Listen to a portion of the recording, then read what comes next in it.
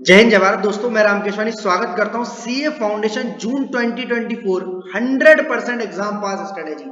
मतलब अगर आप इस वीडियो को देखकर एग्जाम में चले गए और इन बातों को फॉलो कर लिया आपसे, तो आप 100% अपना एग्जाम क्लियर करोगे।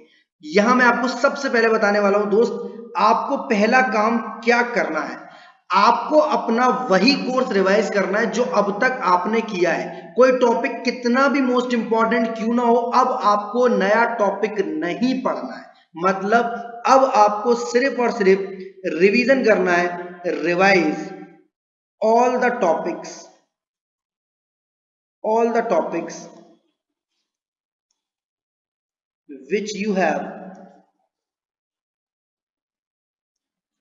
already completed। जो आपने ऑलरेडी कंप्लीट कर लिए दोस्त, सिर्फ आप वही एग्जाम में लेकर जाइए। इसके अलावा आपको न्यू टॉपिक्स करने की जरूरत नहीं है। पॉइंट नंबर 2, जब आप अपने प्रीवियस ईयर क्वेश्चन पेपर्स को देखते हैं, तो जिस टॉपिक में से मोस्ट रिपीटेड क्वेश्चन है, अकाउंट्स की मैं एग्जांपल दूं तो फाइनल अकाउंट्स का टॉपिक आपका मोस्ट रिपीटेड क्वेश्चन होता है। अगर मैं बात करूं इकोनॉमिक्स की, तो आपका डिमांड सप्लाई कर्व से रिलेटेड आपके मोस्ट रिपीटेड टॉपिक्स होते हैं। अगर मैं बात करूं मैथमेटिक्स की या लॉजिकल रीजनिंग की या स्टैटिस्टिक्स की, तो यहां पर दोस्त आपके सेंट्रल टेंडेंसी या डिस्पर्सन या फिर यहां पर रेशियो प्रोपोर्शन, अरिथमेटिक प्रोग्रेशन और ज्योमेट्रिक प्रोग्रेशन से रिलेटेड एमसीक्यूज मोस्ट रिपीटेड होते। तो प्रीवियस ईयर क्वेश्चन पेपर्स को जब आप करते हैं, एमटीपी आरटीपीज लगाते हैं अपने, तो जो टॉपिक्स मोस्ट रिपीटेड है उनको आप भी मोस्ट तरीके से इंपॉर्टेंट मार्क कर लें। वो आपके एग्जाम में रेगुलर बेसिस पर पूछे जाने वाले हैं। थर्ड पॉइंट दोस्त ये कि जब आप अपने एमसीक्यूज रिवीजन करें, एमसीक्यूज के लिए कौन के सब्जेक्ट है दोस्त, एक तो आपका इकोनॉमिक्स है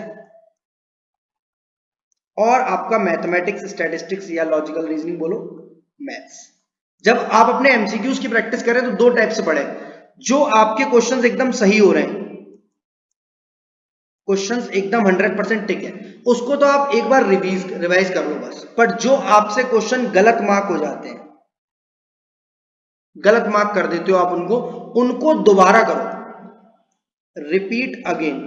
फिर गलत हो रहे फिर दोबारा करो, क्योंकि एग्जाम में अगर वो देखे दिखाए क्वेश्चन आ गए तो आपके दोस्त एक नंबर आ जाएगा, और अगर नहीं किया ऐसा आपने तो 1.25 मार्क्स की बिना बात के नेगेटिव मार्किंग हो जाएगी आपकी। एक नंबर तो जाएगा ही जाएगा, 0.25 और चली जाएगी।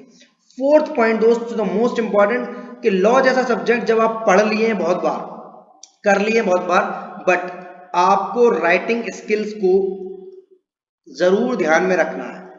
दूसरी बात, आप एज इट इज नहीं लिख पा रहे, बिल्कुल मत घबराइए। एज इट इज लिखने की कोई दिक्कत वाली बात नहीं है। बहुत सारे ऐसे स्टूडेंट हैं जो फाउंडेशन लेवल तो छोड़ो, इंटर लेवल और फाइनल लेवल तक पास हुए और एज इट इज नहीं लिख पाते हैं वो लास्ट तक।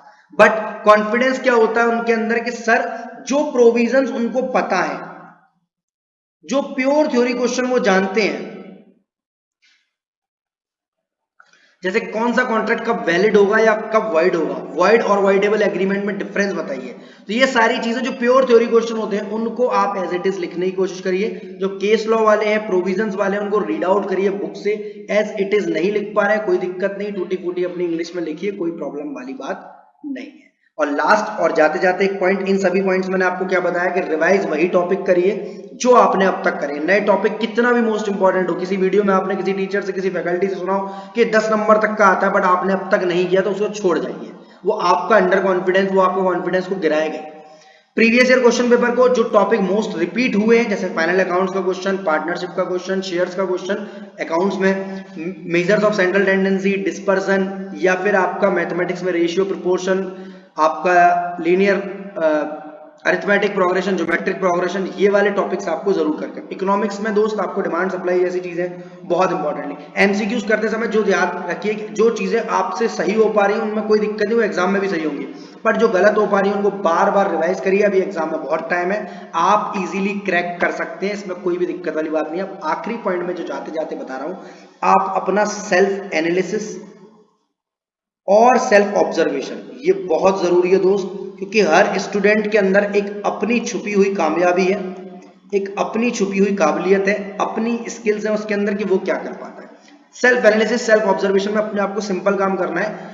जो आपका सब्जेक्ट मोस्ट इंटरेस्टिंग है, कम मेहनत में ही आपको समझ में आना शुरू हो जाता है, उसको दोस्त आप अपना फेवरेट सब्जेक्ट बनाते हुए कोशिश करिए कि उसमें 60+ मार्क्स जरूर आए। अगर और अच्छा है तो 70+, और अगर पूरा कोर्स कर कर जा रहे हो उस सब्जेक्ट का तो 80+ मार्क्स ला सकते हो आप, क्योंकि आपके एग्जाम में चॉइस भी आती है। अकाउंट्स और लॉ जैसे एग्जाम में, इकोनॉमिक्स और मैथ्स में चॉइस नहीं आती, तो बट आप ऑब्जेक्टिव वे में करते हो, वहां आपके लिखने के नंबर नहीं कटते। अगर आपको कॉन्सेप्ट अच्छे से आता है तो पूरे के पूरे मार्क्स आते हैं। तो जनरली जो बच्चे सीए कर रहे होते हैं उनका अकाउंट्स और इकोनॉमिक्स बहुत अच्छा होता है। तो कोशिश करिए इन सब्जेक्ट में 60, 70 या 80 मार्क्स लेकर आइए। आपका जून 2024 कोई भी नहीं रोक सकता आपको क्लियर कराने से। तो ये 5 बातें मेरी बहुत ध्यान में रखेंगे। इसी के साथ वीडियो यहाँ कंप्लीट करते हैं। ऐसी और भी बेहतरीन videos, shorts videos, strategy video और आपके न्यूमेरिकल क्वेश्चन को लेकर मैं आता रहूंगा। तब तक के लिए जय हिंद, जय भारत दोस्तों। वीडियो अच्छी लगी तो लाइक करते हैं, दोस्तों के साथ शेयर, चैनल को करेंगे सब्सक्राइब।